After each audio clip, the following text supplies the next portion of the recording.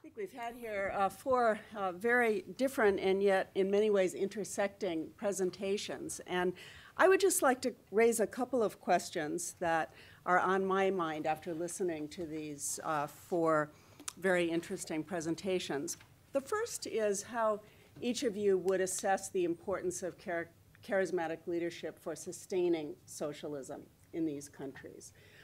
We all know the role that previous charismatic leaders have played. Prasenjit very interestingly pointed to the role on the grassroots level that some NGO leaders and so on may be playing. But if we think about this on a national level, if Wang Xiaoguang is right in suggesting that maybe socialism can be sustained in China, certainly it won't be through national charismatic leadership, it would appear. Hu Jintao and Wen Jiabao seem about as far away from that tradition as one could get, these gray engineers who are very much presenting themselves as planners, not as charismatic leaders. Maybe Xi Jinping will be a little bit different, or at least his wife, but probably not.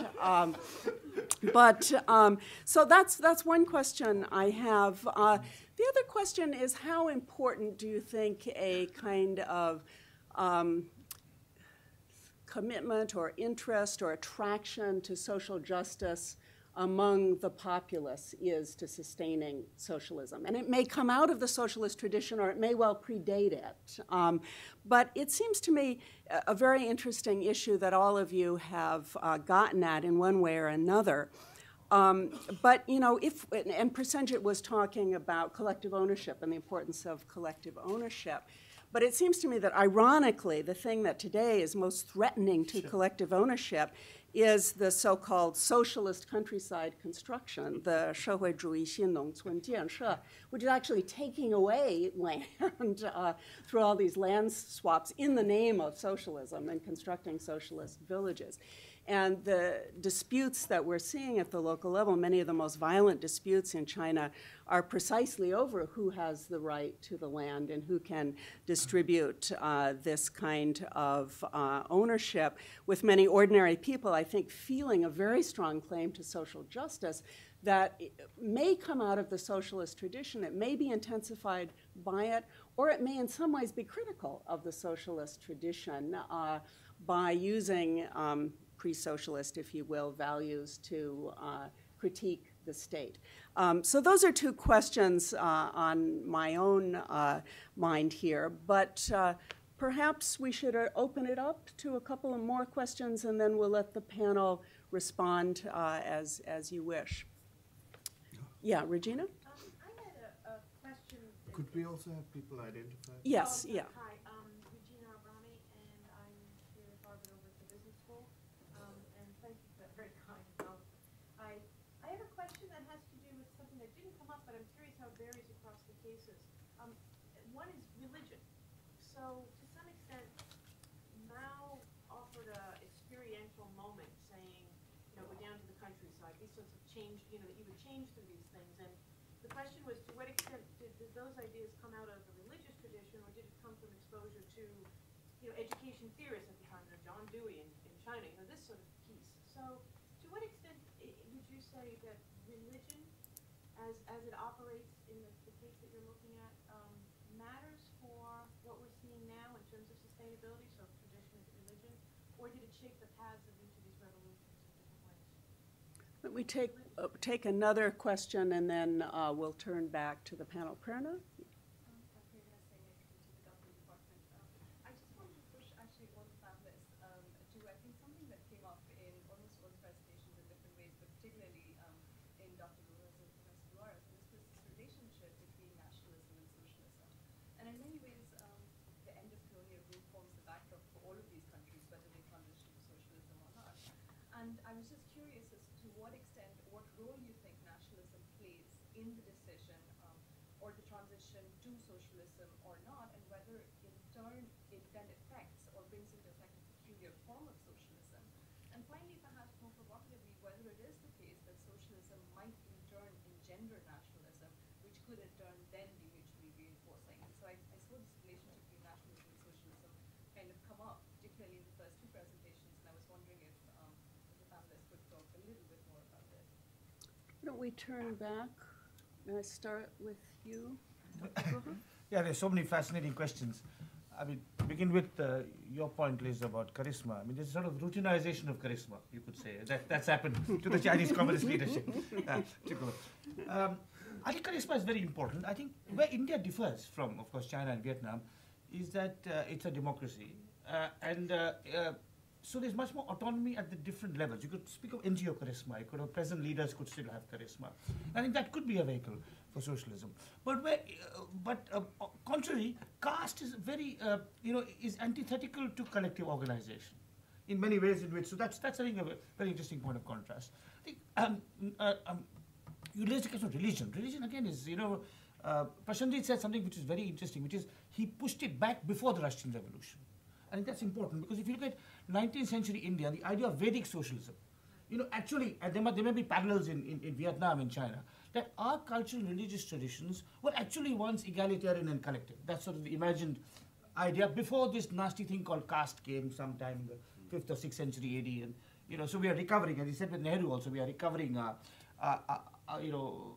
original past. And in that sense, religion in India and socialism, there's a very interesting overlap. I mean, with Gandhi also. Gandhi, of course, is explicitly religious all through his life.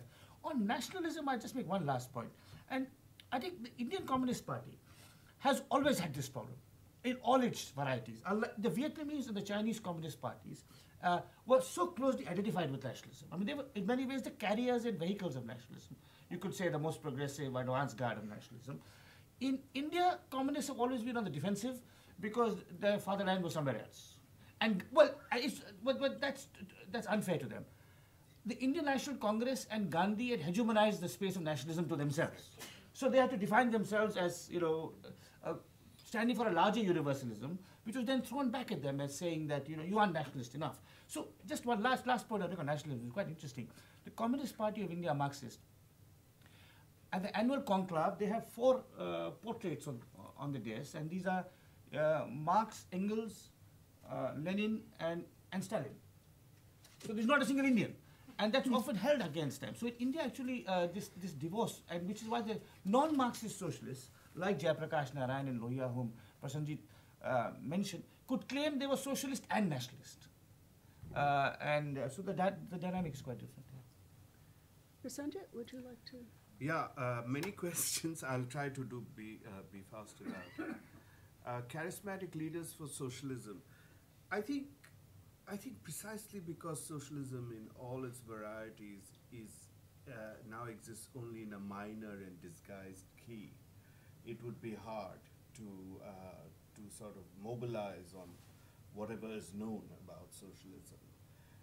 I think globally it's a very interesting thing. I think all these Latin American leaders and so on, it's very interesting how they express themselves, populism and things like that. And I think we'll see more of that in Asia.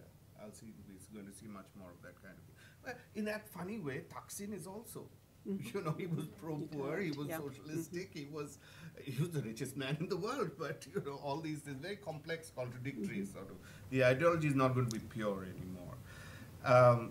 Collective ownership as a source of property. That was your question. Social That's justice. A very interesting social issue. justice. I think there, it's not, I know that collective ownership is still considered very important, but just before I left, I read an essay which said that collective ownership is the source of the problem, precisely because the village leadership, the cadres, control that so they can sell it off back and forth and do all kinds of things with it and grab it and or allocate your share to somebody else and things like that.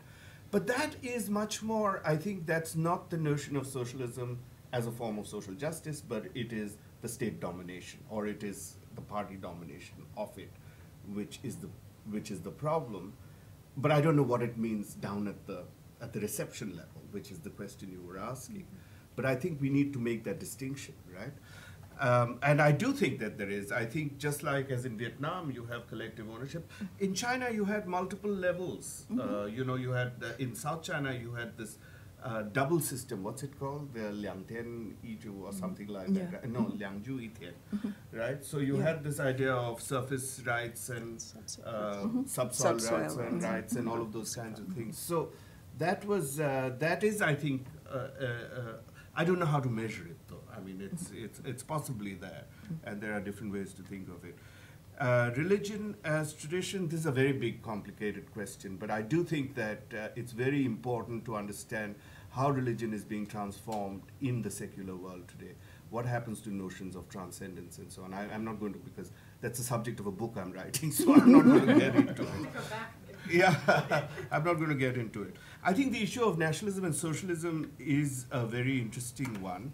And I completely agree with Ram that that was going to be my response, that in fact the space for nationalism was so taken up in India in a way that it wasn't in China, that you didn't need to make the separation between socialism and nationalism until you had to.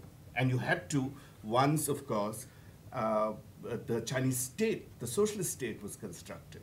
And the Vietnamese socialist state was constructed, and then they started fighting each other.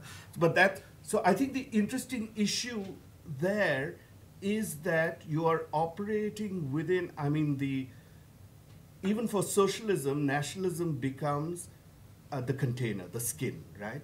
And you are forced into a competitive nation-state system, which becomes, once you create a state, which becomes the dominant force, right? So you're competitive. You don't just have to be capitalist to compete. I mean, you know, Mao was competing with, we'll overtake Britain and France steel production in 15 years. I mean, you know, that kind of thinking in itself is a competitive mode, which gets you into that whole national frame. So there's a logic of the nation state that is in operation here that will necessarily take you from whatever to a nationalism, whether it's a socialism or something, to a national competitive system. And then you're going to look for the most efficient means of getting ahead.